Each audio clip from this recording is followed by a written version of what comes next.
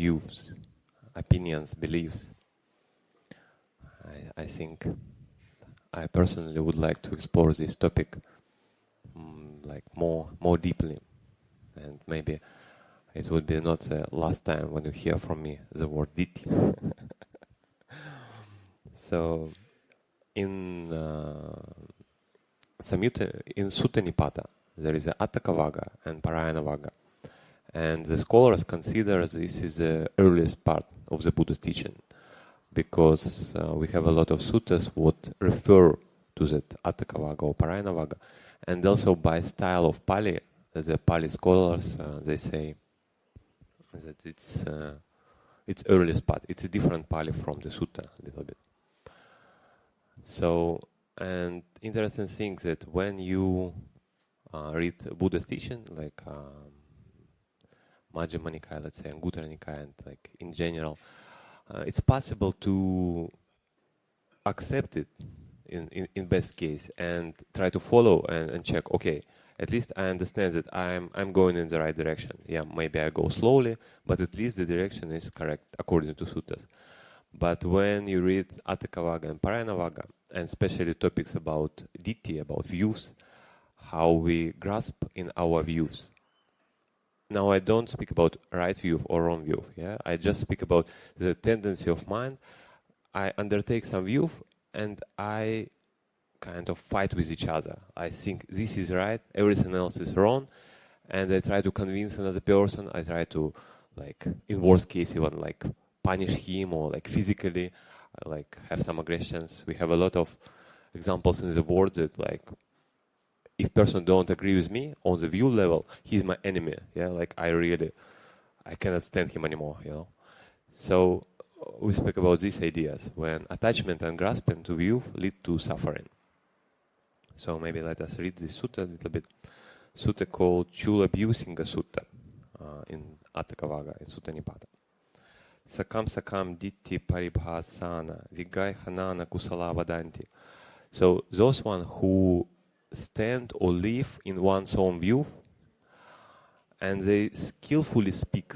So the masters of the word, I would say. So the people who can express themselves nicely and skillfully, but they speak out of, because they stuck in their own view, they stuck in their own belief.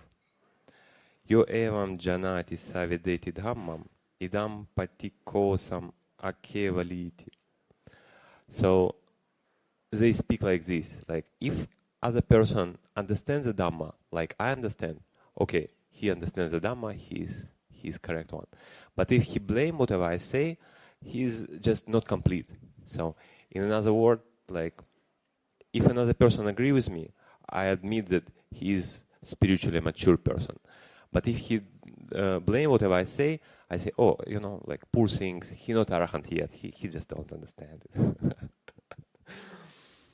Evampi vigaiha dani balo paro akusa lo hichahu.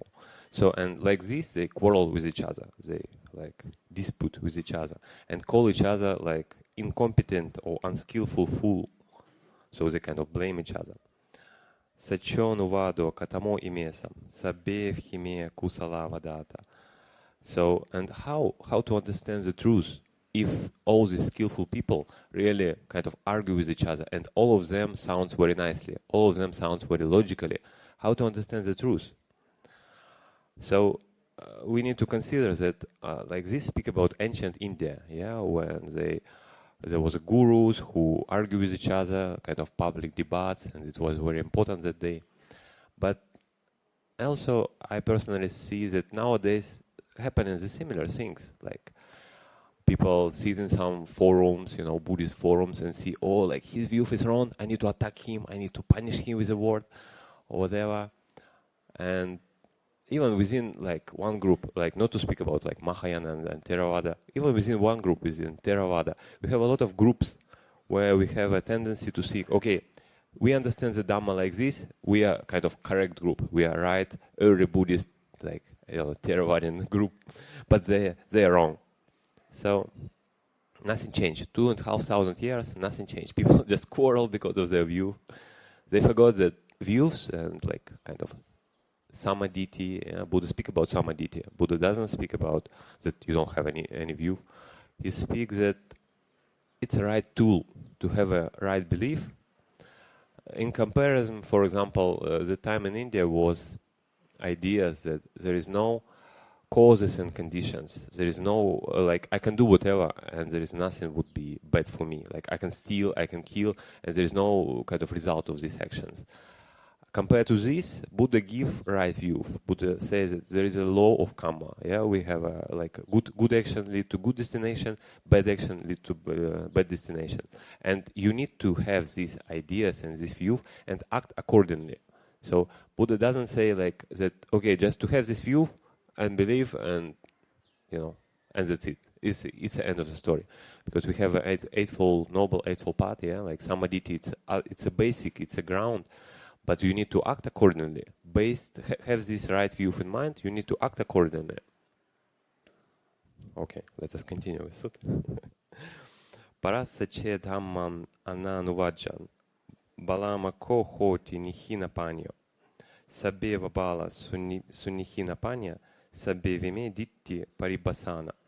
So he says that if the person who don't agree with doctrine of others, who don't agree with another Dhamma, who cannot accept that other person can have another opinion, if on that account I consider him as a fool and a person with a low wisdom, so I myself actually even more fool, even with more inferior wisdom, because I do exactly the same, and I blame others on account of this kind of weakness. So in another way, like, I'm kind of, let's say, I disabled person, yeah? I don't have a leg. And I sit here and I blame everyone who don't have legs and just laugh on them. Oh, they're disabled people, they don't have legs. But I myself have exactly the same problem. So in the same way, they quarrel with each other on account of, like, he wrong because he not agree with me. But I also don't agree with him, so I'm even more wrong in this case. Sanditya cheva navivadata. Samusidhana kusala nimuta nate sam koche parinihi panyo diṭṭhi chite sam tatta samata. So it's referring to the idea that people believe that by undertaking the view, I become pure. Just by undertaking, like, from my perspective, right view, I become pure, and kind of this is the end of the story.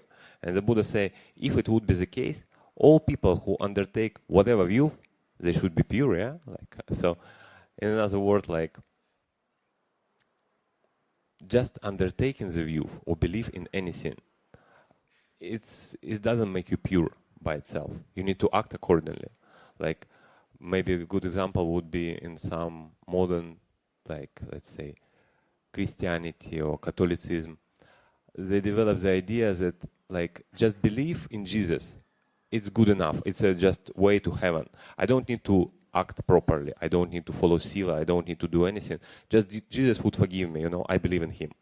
So this is idea by itself. It's not make a person pure. Yeah, like, if the person has this idea in mind and act accordingly and act properly, yeah, do good, don't do bad, like whatever Jesus teach him, like, okay, this really can be way to heaven.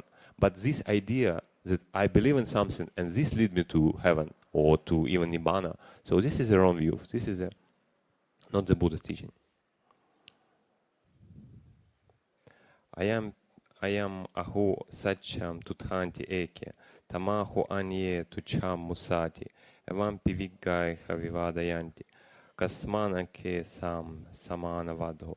So the skillful, the people who kind of argue with each other, they take that this is the ultimate truth and this is the only truth whatever can be, but another person think differently. And that's why the people, the skilled people and skilled, like, ascetics and Brahmins, they speak differently. So Buddha answer this question. Ekanhi sacham nadutiyampi atti yasman pajana vivade pajana. So he says that the truth cannot be two. If it's a truth, it should be one. Like, it's impossible to have many different truths. It would be not truth anymore. And such truth, he describes the quality of the truth. When the person understands this truth, he would not argue with each other anymore. So, if the person really have deep realization, why he even would argue with someone? Yeah, like if he understands that it's not I or my view, yeah, it's just like some skillful method to attain the goal. He kind of deeply understands that there is no self in this involved. And when I speak about self, it's not only about me, it's about us as well. Like I think, oh, we are a good group. Okay, I don't have a self, but we are a good group. We are the only group that understands the Dhamma. So it's the same way. It's the same when a person stuck with a kind of identification. But when the person realizes the truth, what Buddha described, it's the only truth, he would not argue with each other. He would keep quiet, you know.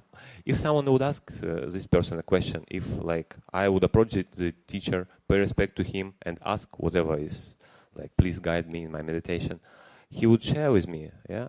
But this teacher who realized the truth would not sit on, like, let's say, some famous forum and just find, oh, with who I would argue today. Okay, today this person writes this comment. Okay, he's wrong. I will attack him.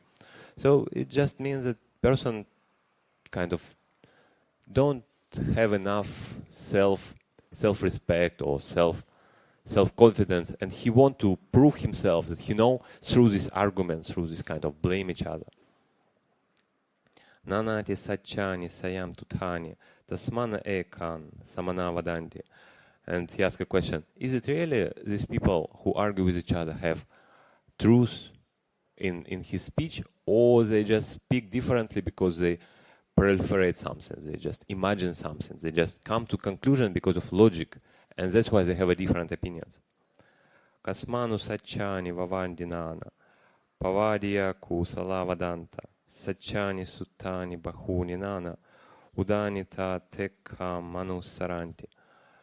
So they say like that whatever person, like if there is a two truths, if it would be the two truths, ultimate truth or even more than two, it can happen only because of the different sanya, different perception. So it's remind me about like Cūḷabyūha Sutta, what we discussed recently with monks, that whatever person feel, whatever person perceive, sanya, vedana come together, that he think about. Whatever he think, that he may proliferate, like make it bigger and form his opinions and ideas. And then if the person not aware of this process, if the person not knowing, okay, this is the feelings, this is the perception, and that's how like the thoughts, ideas come, and that's how it come together, kind of little bit detachment in personal attitude. If he don't have this, he start to believe this is my idea, and he start to proliferate this, and this idea just smash him away. This idea follow him, and it's not I speak anymore. It speak kind of all this mass of ideas and proliferations just follow. So I think we would continue with the sutta next time.